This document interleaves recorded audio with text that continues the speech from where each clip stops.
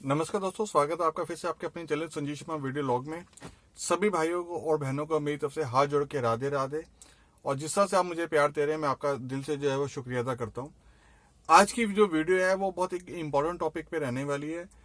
आज की डेट में जो भी हम गाड़ी लेते हैं, जनरली इंडिया में या कहीं भी जो है, कोई भी हम जब गाड़ी लेते हैं तो उसमें सबसे इम्पोर्टेंट चीज रहती है फाइनेंस। और 80 से 85% जो गाड़ी हैं वो जब हम शोरूम से लेते हैं तो फाइनेंस करा के ही हम लेते हैं। तो क्या छोटी छोटी चीजें जो है वो जब आप लोन लेते हैं तो वो कौन सी चीजें वो आपको डॉक्यूमेंट में चाहिए और कितना आपको जो है वो लोन मिल सकता है, और क्या क्या आपके पास जो डॉक्यूमेंट में है या सिबिल स्कोर जो है उससे क्या रेट ऑफ इंटरेस्ट में फर्क पड़ता है। तो तमाम जानकारी के लिए आप वीडियो में बने रहें। और जिन लोगों ने अभी तक चैनल को सब्सक्राइब नहीं किया है वो जाकर चैनल को सब्सक्राइब कर दें और प्रेस द बेल आइकन, ताकि आपको समय समय पर नोटिफिकेशंस मिलता रहे। और कमेंट में आप राधे राधे लिखते रहिए। तो आज की वीडियो जो है वो शुरू कर रहे हैं। उस वीडियो का टॉपिक जो रहेगा हमारा लोन। तो सबसे पहले देखिए, हम जब भी लोन लेने जाते हैं तो वो आपसे पूछते हैं कि आप क्या काम करते हैं। आप सैलरीड हो, आप गवर्नमेंट एम्प्लॉय हो, या आपका कोई अपना बिजनेस है, या आप एग्रीकल्चर हो। तो बेसिकली अगर मैं बात करूं तो इसको हमने 4 कैटेगरी में डिवाइड कर दिया है।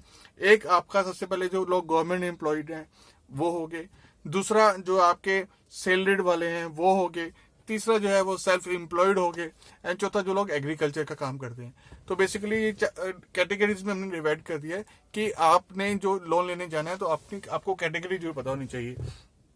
दूसरी बात मैं आपको ये बताऊं कि जब भी हम गाड़ी लेते हैं तो जब भी हम गाड़ी को फाइनेंस करवाते हैं तो गाड़ी का जो ओनरशिप राइट रहता है, जिस बैंक से आपने फाइनेंस कराया है उसके पास ओनरशिप राइट रहेगा। तो जितने साल का आप लोन लेते हैं, सपोज आपने 3 साल का लोन लिया या 5 साल का लोन लिया, तो उस टाइम तक एक तरह से गाड़ी जो है वो गिरवी होती है बैंक वालों के पास। आप जब गाड़ी लेंगे तो जब आपका आरसी मिलता है उस पर हाइपोटेशन लिखा होता है, मतलब गाड़ी जो है वो आपकी जो है वो उस पर गिरवी है। तो जब आप लोन जो है पूरा रीपे कर देते हो तो उसमें से हाइपोटेशन जो होता है आप उसको हटाते हैं। उसको हटाने का प्रोसीजर क्या होता है कि आप जो है बैंक वाले जो है वो आपको जो है वो एनओसी देते हैं।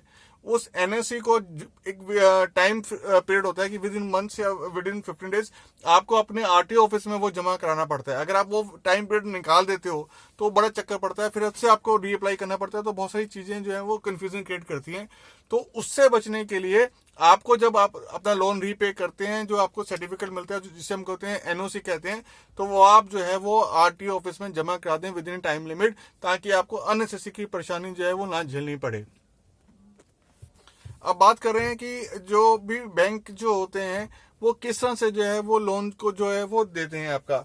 अब जो प्राइस है वो 2 कैटेगरी में डिवाइड होता है। एक हो गया आपका एक्स शोरूम प्राइस और दूसरा हो गया on road price. Ex showroom price का मतलब हो गया जिस रेट पे गाड़ी जो है वो शोरूम में खड़ी है, और ऑन रोड प्राइस का मतलब जिसमें आपका आरटीओ प्राइस जुड़ गया, जिसमें आपका इंश्योरेंस जुड़ गया, जिसमें अगर आप एक्सटेंडेड वारंटी लेते हैं या जो भी बेसिक किट्स वगैरह लेते हैं तो वो सब जुड़ के जो गाड़ी आपको कॉस्ट पड़ती है, नेट कॉस्ट जो पड़ती है, उसको हम बोलते हैं ऑन रोड प्राइस।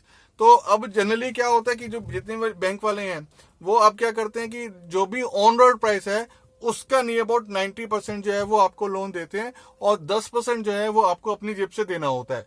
तो ये मोटी मोटी सी बात है कि जितनी भी वैल्यू ऑन रोड आपको गाड़ी पड़ रही है उसका 90%। अब ऑप्शन ये आता है कि सर जो बैंक जो है वो लोन जो है वो तो दे रहे हैं। अब बैंक को भी मैं 2 कैटेगरी में डिवाइड करते हैं। एक हो गया आपका PSU, public sector unit bank जिनको हम बोलते हैं, और दूसरा हो गया प्राइवेट बैंक। तो आपको ये बहुत, जब भी अपने लोन लेना है तो आपको ये डिसाइड करना है कि आपको पीएसयू से लेना है या आपको प्राइवेट बैंक से लेना है, नंबर 1। नंबर 2, जब भी आप किसी डीलर के पास जाते हैं तो डीलर के पास अगर आप बात करते हैं लोन की तो उनके पास बहुत सारी ऑप्शन होती हैं। तो वहां पर जाकर आप नेगोशिएशन कर सकते हैं ऑन ए इंटरेस्ट रेट। कई बार वो डीलर कहते हैं साहब ये तो इंटरेस्ट रेट तो बैंक का है, इसमें हमारा क्या काम है। तो आपके पास, बिकॉज जो डीलर होता है उसको बैंक से अच्छा खासा कमीशन जो है उसको मिलता है गाड़ी का फाइनेंस कराने पे। तो आप वहां पर जाके एक नेगोशिएशन कर सकते हैं ऑन ए इंटरेस्ट रेट, क्योंकि डीलर अपनी कमीशन में से कहीं ना कहीं जो है वो कम करता है। अगर आपका आधा % भी जो है वो कम होता है तो ये आपकी सेविंग है। Why should pay we extra money, जब हम उसको कम करा सकते हैं। तो ये एक छोटी सी बात का ध्यान रखिएगा। दूसरी बात, जब भी आप लोन लेंगे तो आप इस चीज का ध्यान रखिएगा कि आपकी उसमें प्रोसेसिंग फीस कितनी ले रहे हैं। जनरली 0.25% भी होता है। कई बैंक जो है वो लेते हैं, कई बैंक नहीं भी लेते हैं। तो आप ये एक बार आप चेक कर लीजिएगा ऑनलाइन प्रोसेस से कि कौन से बैंक जो है वो आपसे प्रोसेसिंग फीस ले रहे हैं और कौन से बैंक प्रोसेसिंग फीस नहीं भी ले रहे हैं। तो आप इस चीज का भी ध्यान रख सकते हैं प्रोसेसिंग फीस पे। फिर उसके बाद आपका आता है कि जब प्रोसेसिंग फीस आपने चेक कर ली, फिर अगर आप जब लोन की बात होती है आपकी, तो आपको ये भी चेक करना है कि जिस बैंक से आप लोन ले रहे हैं उसमें अगर आप प्री पेमेंट करना चाहते हैं, बिकॉज आपने 5 साल का लोन लिया और आप 3 साल में उस लोन को पे करना चाहते हैं, तो आपको ये भी चेक करना पड़ेगा क्या उसमें कोई प्री पेमेंट चार्जेस तो नहीं है। ऐसा ना हो कि अगर आप लोन जो है वो रीपे करना चाहते हैं पहले, तो बैंक वाले आपको उससे भी चार्जेस मांग लें कि साहब प्री पेमेंट कर रहे हैं तो आप उसका भी हमें लोन दीजिए, उसका भी हमें कुछ अमाउंट दीजिए। ये आप चेक कर लीजिएगा कि इसमें प्री पेमेंट चार्जेस तो नहीं है। फिर तीसरा क्या होता है कि जब आप लोन लेने जाते हैं तो उसमें आपका टेन्योर होता है कि आप 3 साल के लिए लोन लेते हैं या 5 साल के लिए लोन लेते हैं या 7 साल के लिए लोन लेते हैं। तो 5 साल तक की जो लोन रेट ऑफ इंटरेस्ट है वो थोड़ा कम रहता है, और अगर आप 5 साल से ज्यादा का लोन लेते हैं तो उसमें आपका रेट ऑफ इंटरेस्ट जो है वो थोड़ा बढ़ जाता है।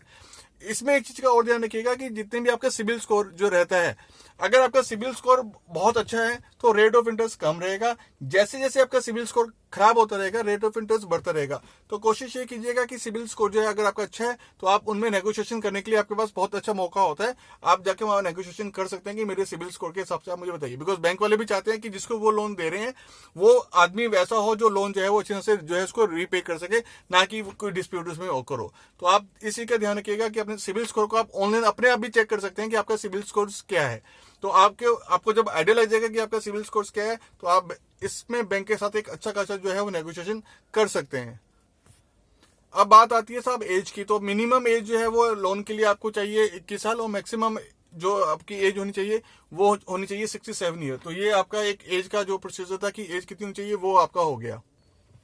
अब सर बात आता है कि कितना लोन आपको मिलेगा। जो भी गवर्नमेंट एम्प्लॉइज होते हैं और उनकी जितनी भी सैलरी है जो नेट सैलरी मिलती है उसका आपको 48 टाइम्स जो है वो आपको लोन मिल सकता है। मान लीजिए कि अगर आपकी इनकम जो सैलरी आती है वो आती है 30,000 पे, तो आपको उसका 48 गुना मतलब ये अबाउट 14,50,000 के करीब जो है वो आपको उसका लोन जो है वो मिल सकता है। ये कंडीशन उनके लिए है जो आपके गवर्नमेंट एम्प्लॉई हैं।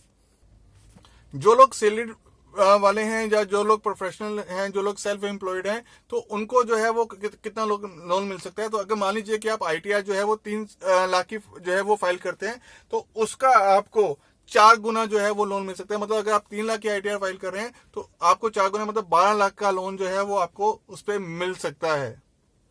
अब जो लोग नॉन सैलरीड हैं तो उनके लिए क्या क्या डॉक्यूमेंट्स की जो रिक्वायरमेंट रहती है वो ये रहती है कि आपकी ITR जो है वो 2 साल की चाहिए और आपको ऑडिट जो है वो बैलेंस शीट जो है आपकी होनी चाहिए। अगर आप कोई शॉप जो है वो रन करते हैं तो आपको उसका एक सर्टिफिकेट चाहिए होगा, जिसे हम कहते हैं शॉप एस्टेब्लिशमेंट का जो है वो सर्टिफिकेट चाहिए होगा।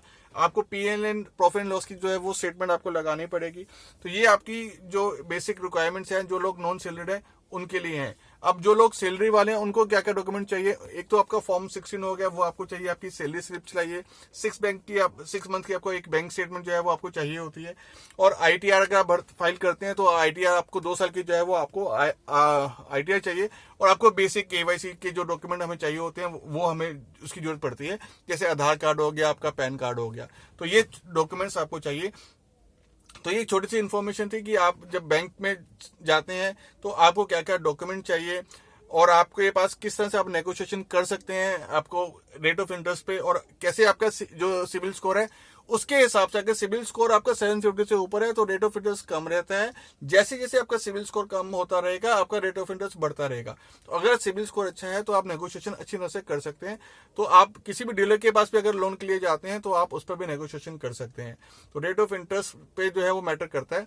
तो ये एक छोटी सी इन्फॉर्मेशन थी। जो लोग गाड़ी फाइनेंस कराना चाहते हैं उनको क्या क्या डॉक्यूमेंट चाहिए और किस किस चीज पे वो नजर जो है बना के रख सकते हैं। अगर वीडियो अच्छी लगे तो लाइक, सब्सक्राइब और शेयर जरूर कीजिएगा। और हाथ जोड़ के सभी भाइयों को रिक्वेस्ट है कि वो कमेंट पे राधे राधे जरूर लिखते रहें। पढ़ के बहुत दिल को शांति मिलती है और आप लोगों का प्यार इसी तरह से बना रहे। सभी लोगों को मेरी हाथ जोड़ के राधे राधे।